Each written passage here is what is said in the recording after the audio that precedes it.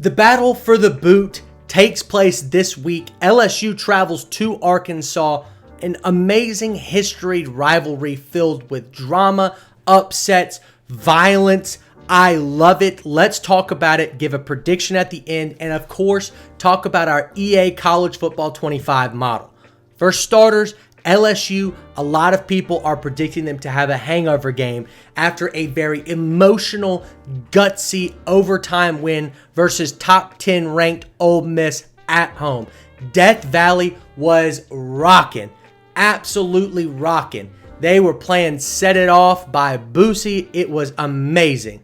I personally would have loved to be there, but the tickets were astronomically expensive and looks like rightfully so. What an unbelievable performance there, especially down the stretch for LSU.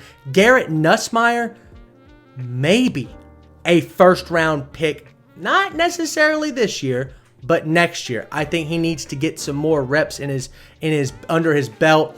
His throwing style is a thing of freaking beauty. I don't know how many quarterbacks I can compare him to. It's not many, man. That thing is on a line. The only thing that I think he needs to work on is timing and precision. But when it comes to putting the ball near the right spot, he might be the best quarterback in college football. All that being said, let's talk about the LSU team as a whole. This offensive line with Will Campbell and Emory Jones Jr., this might be the best tackle tandem in college football history. College football history. Ladies and gentlemen, they have only given up 2 sacks all season long, 0 sacks to the 5th best pass rushing team in college football in Ole Miss.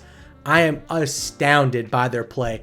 Every single time I see Garrett Nussmeier getting ready to pass the ball, it's a damn near squeaky clean pocket. It's like Will Campbell turned around, sprayed some Windex on it, and gave a little shine before Garrett Nussmeier passed the ball off. Their offensive line is incredible. I don't see how any team is going to ever scheme to get to Garrett Nussmeier. They might have to send 9 players, because even if LSU's blocking with 5, Will Campbell and Emory Jones Jr. can take 2 of them by themselves.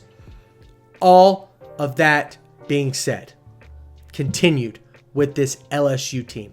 The defense came out to play.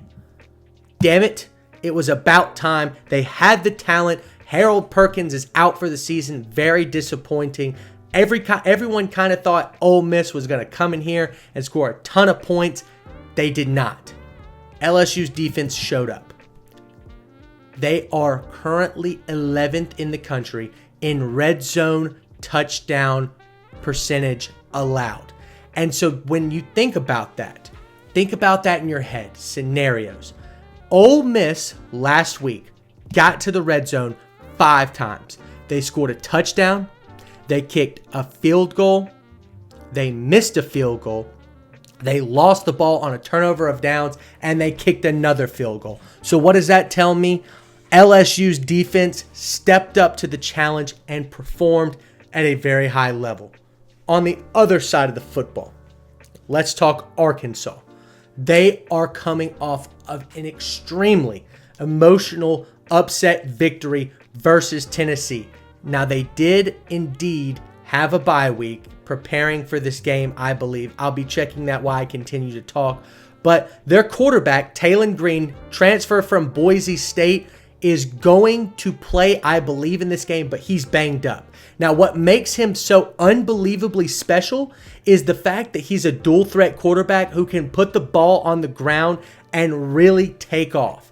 And when you're banged up like that, I think a lot of teams kind of shy away from the physical part of the offense when it comes to giving their quarterback the football.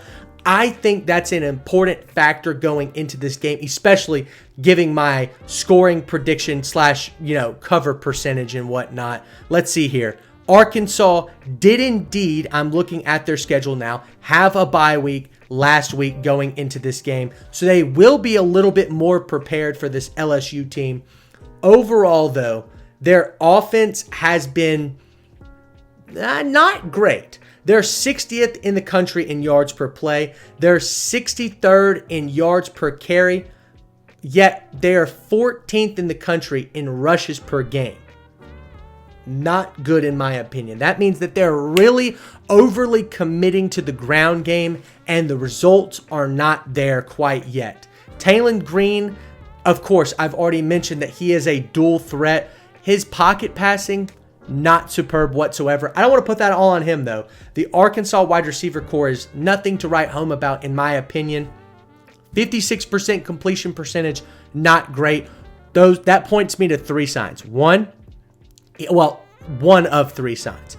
He's either not that great of a pocket passer, could be possible. The offensive coordinator is not fully setting himself up for success. That could be possible. And then this Arkansas wide receiver core is not as good as people might think that it is. That could also be true. I'm not a scientist. I am not some deep analytic researcher. I cannot find statistics on how often Arkansas's wide receivers get open on first, second, and third down, depending on distance and blah, blah, blah, blah, blah. All I know is that Taylon Green is throwing at a 56% completion rate. That's not that good, and LSU is going to swallow that up. I think if you force him to sit in the pocket and stay there, it could definitely create some problems for this Arkansas offense. That can be done very easily by sending blitzes, containing the edge, and having a quarterback spy like Weeks for LSU sit around in the pocket and lay the wood when Taylon Green tries to step up and then make a run for it. So, let's get into my prediction. LSU, far more talented. Now, they were a few years ago, they lost. Garrett Nussmeier was the quarterback in 2020 or 2021, I believe. LSU had a very disappointing season. Arkansas comes into Death Valley. They kick a game-winning field goal in overtime off of a Garrett Nussmeier interception. This is a new team. This is a new message. This is a new coach. Or not a new coach, but a new coach from when they lost. Brian Kelly is not going to let this LSU team perform in a hangover style. I think LSU wins this game and wins it big. They're trying to make multiple statements heading into this Alabama game in a couple of weeks. That's what they're looking forward to, in my opinion. So LSU wins this game 30-10. I think it is a blowout. It's not even close from the get-go. I think Kyron Lacey has another massive game, this time with the yardage, not necessarily the touchdowns. So LSU wins 30-10. That's my personal prediction. Let's talk about the college football 25 model. I simulated this game 50 times in college football 25. It's something that I've been doing over the past couple of weeks, trying to predict how well the model can do. Last week, the model went 9-3 on its picks. I posted 8 of them, and they went 6-2 there. So really impressive stuff. The model says take LSU minus 2.5. In the 50 games played, LSU outright won 74% of the time and covered the spread 70% of the time, which when you're a gambler or when you are a financial investor in sporting events, you tend to take wagers where the odds are really in your favor. And that is what the model is telling us right here. LSU is going to cover the spread 7 out of 10 times. The median score was 32-24 out of these 50 games. The average, 32-25. Personally, I don't think Arkansas can score that many points. They didn't really do that versus Tennessee, who I think has a very comparable defense, but not that good of an offense. So 19-14 was the end of that Arkansas-Tennessee game. I don't think they have it in them to participate in another top 25 slugfest like that. So I'll be riding with LSU, and so will the model, minus 2.5. That's the play here. The over-under, by the way, 50-50. Literally, 50% of the time it was the under, 50% of the time it was over. So that is an untouchable line for me. We're just going to ride with LSU minus 2.5. That's going to do it for this preview. Make sure you check out the other ones. Stay tuned. We'll see you next time.